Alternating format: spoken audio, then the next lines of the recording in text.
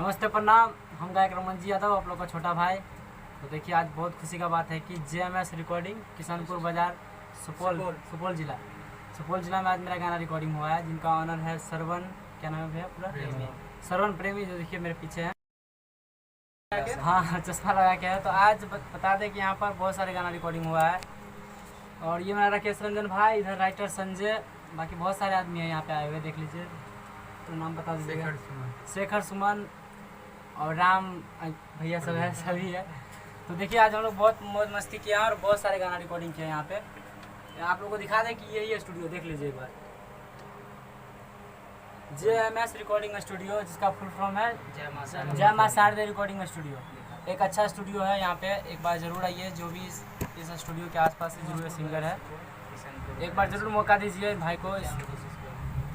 और जितने भी आदमी इस लाइव वीडियो को देख रहे हैं वो इस चैनल को सब्सक्राइब करें और आगे बढ़ाएं। और इसी तरह से हम सब भाई को सपोर्ट करते रहें।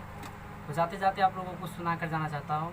आप प्यार वाला रोग में तोहरे वियोग में धरे लगे हन बेमारी रे जान, दिन दिन गोलै छौ हमर शरीरिया, बन गेलियो हम सराबिए जान।